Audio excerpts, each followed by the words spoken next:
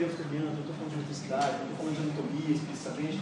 São vários pontos diferentes. A ideia desse último seminário é tentar comprovar tudo que a gente falou até hoje. Tentar, de uma certa forma, reunir isso tudo que a gente falou hoje. Tá? É óbvio que é impossível um seminário fazer isso. Mas a ideia, o título do seminário, inclusive, é exatamente trazer isso aí. Vamos tentar juntar isso tudo. Porque é fácil quando a gente vai estudar lá sistema nervoso autônomo. Vamos estudar agora hipotálamo. Vamos estudar agora tal estrutura. Mas na hora que a gente reúne as coisas, elas às vezes ficam mais complexas do que... Às vezes não, elas ficam mais complexas do que quando estudadas em separado. Bom, o que eu vou trazer aqui hoje para vocês é um resumo do que eu já falei rapidamente em alguns momentos para vocês, do nosso raciocínio neurológico. Tá? Que é essa sequência de diagnóstico que vocês já têm convivido com ele nesse período aí. Então, um diagnóstico sindrômico, depois leva um diagnóstico topográfico e, finalmente, leva um diagnóstico etiológico, que não nos interessa a etiologia aqui agora. Tá? É entender, saber, melhor iniciando, conhecer a estrutura anatômica, saber a função dela, saber a disfunção dela, para que nós possamos reconhecer no nosso paciente essa disfunção. Essa disfunção vai nos levar de volta à estrutura que está alterada e aí a gente saber o que vai fazer com o nosso paciente. Tá? É um raciocínio de cíclico, a gente vai e volta. Somando com esse tipo de raciocínio que eu já falei para vocês, nessa sequência. Sindrômico, a seguir topográfico e finalmente etiológico. Tá? Só para fortalecer o conhecimento de vocês aí. O que é o diagnóstico sindrômico? É um conjunto de sinais e sintomas que nos faz pensar numa única estrutura ou numa única região alterada do nosso paciente. Um exemplo que eu dei aqui para vocês. O paciente que, por exemplo, midríase, pitose e estrabismo divergente, só de falar isso aqui, todo mundo pensou em determinada estrutura. Né? Automaticamente a gente pensa. Que é nervoso motor. Todo mundo pensou nisso. Né? O etiológico, ele é um pouco importante para a gente. O etiológico tem essa função. É trazer assim, o que causou essa lesão? Eventualmente, a gente usa, eu vou falar aqui hoje para você de várias doenças, como exemplo. Não é necessário saber doença, gente. É só função e disfunção da estrutura. A doença é para trazer uma situação real que vocês vão viver daqui a pouco. Não é para vocês estudarem a patologia da coisa, nem fisiopatologia. É conhecendo a anatomia e fisiologia para poder reconhecer as alterações. Bom, esse diagnóstico regional começou com uma história que alguns de vocês já devem conhecer.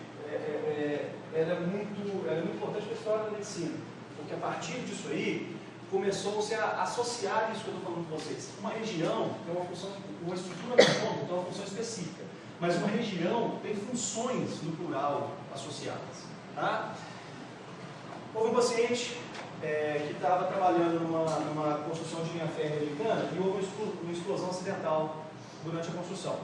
Uma barra de ferro, que é essa barra de ferro que está colocada aqui, vocês, ela está no museu lá em Nova York hoje, ela entrou no crânio desse paciente. Tá? Nessa posição que vocês estão vendo, apesar da projeção péssima desse projetor aí, eu acho que vocês conseguem entender aqui a posição que ela entrou. Como é que ela fez? Ela entrou na região malar do paciente e atravessou para dentro da cabeça dele.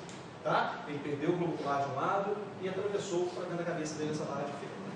Esse paciente foi levado para o hospital e olha a data dele, século XIX. Apesar das condições da medicina na época, que tem esse conhecimento científico mesmo, que começou comparado com o nosso, apesar desse atraso comparativo, esse paciente sobreviveu. Foi tirado esse corpo estranho e ele sobreviveu, apesar do trauma grave desse jeito.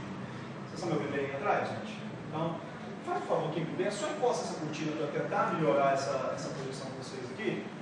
Obrigado. Esse paciente, gente, saiu do hospital, obrigado. Saiu do hospital e voltou para casa. Só que o que aconteceu com ele? A história anterior ao trauma desse paciente mostrou que era um paciente pacato, tímido até, falava pouco, era mais introvertido no dia a dia dele. A partir dessa lesão, ele mudou completamente o comportamento dele. Ele começou a ficar agressivo, ele começou a ter comportamentos inadequados, urinava em público, tirava roupa em local inadequado. A partir disso aí, começou-se a associar o que esse paciente teve no sistema nervoso central. Ele teve uma lesão, uma região específica do cérebro. Consequente a essa lesão, ele mudou o comportamento dele. Será que essa estrutura, quando lesada, apesar de não ter descrito uma via anatômica exclusiva para ela não vai, vendo-a na integralidade da coisa, ela não vai ser responsável pelo comportamento dos pacientes? Esse paciente chamava-se Phineas Gage. Vocês vão ouvir várias vezes historinhas dele. A partir dele, começou isso que nós estamos falando, as disfunções funcionais. E aí começou-se a estudar não a estrutura anatômica, mas a função do cérebro, baseado em regiões específicas. Bom? Resultou nesse tipo de coisa aí. Tá? O que acontece hoje em dia para nós? Apesar de eu citar que agora, estou começando aqui agora, essa é uma lista de estruturas que tem funções específicas para vocês, o sistema nervoso é muito mais complicado que isso. Tá? Eu vou dar um exemplo muito óbvio no nosso dia a dia, que é muito importante. Pacientes que têm lesão cerebelar, o cerebelo formalmente não tem relação nenhuma com o comportamento. Nenhuma. Vocês já sabem qual é a função primordial do cerebelo. No local nenhum, de qualquer livro que vocês leram, vocês viram falando que o cerebelo atua de algum jeito no comportamento do paciente. É muito frequente a gente fazer uma cirurgia de fossa posterior no paciente, um tumor, um traumatismo, uma hemorragia, e o paciente acordar da cirurgia com o chamado mutismo assimétrico. O que é isso? Ele para de falar. Ele tem capacidade de falar, tanto é que isso recupera-se passando o tempo, mas ele para de falar. Ele simplesmente não fala. Ele tenta, ele mostra, mas ele não fala. Ele indica, ele para de falar.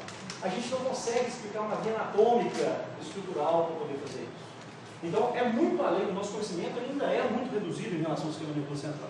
Eu vou passar uma lista de regiões que a gente consegue integrar e explicar, mas saibam que há muito mais coisa no hemisfério da Terra do que a gente imagina, tá bom? É muito mais do que isso aqui simples, matemático desse jeito. Essa estrutura faz isso, se for lesado, vai resultar naquilo produto, tá bom?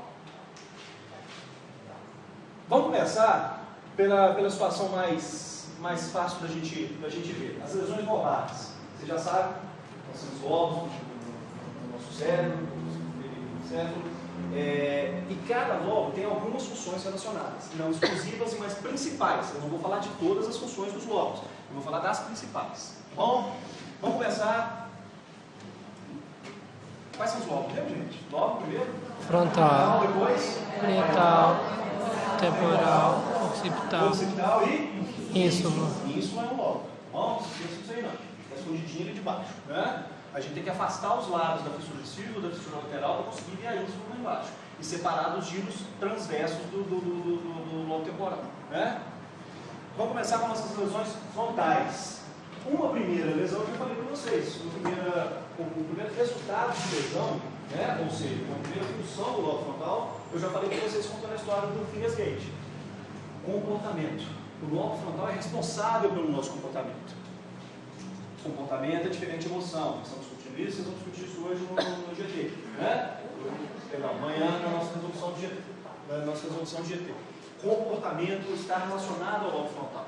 Há outras estruturas que vão interferir no comportamento também, que não estão no lobo frontal, mas caracteristicamente o comportamento está relacionado ao nosso lobo frontal. Tá bom? Outra função que vocês também já sabem. Qual que é? Expressão da linguagem. Resistam à tentação quase irresistível de falar fala. Não é fala, é linguagem. O paciente que tem uma lesão nessa região que está vermelha aqui, na fotinha de baixo do slide para vocês, como é a região? Área de Broca, ou Broca, como preferirem. O paciente que tem lesão nessa área aqui, ele às vezes consegue falar, sem problema nenhum. Ele não tem linguagem, ele pode simplesmente cantar a música normalmente. Na hora que ele vai falar com você, vai te pedir informação, ele fala bola. Ou ele pode ter alfasias diferentes, que ele não consegue articular, falar, ele fica falando aqui. Ou então ele fala 68. Tá? Ou ele não consegue fazer isso aqui, ó. Isso tudo que eu estou mostrando aqui é linguagem, não associem com fala, é linguagem, é expressar o que ele está tentando. Tá bom? Outra função do lobo frontal, qual que é? Vocês já sabem também. Primordial do lobo frontal. Motricidade voluntária. Nosso giro pré-central está no nosso lobo frontal. É isso? Não vou falar aqui de motricidade, vocês já estão craques no negócio. Então, essas três funções que eu falei com vocês são as características primordiais do lobo frontal. Comportamento, expressão da linguagem e motricidade somática, motricidade voluntária. Tá? Olha só que interessante, só para mostrar para vocês.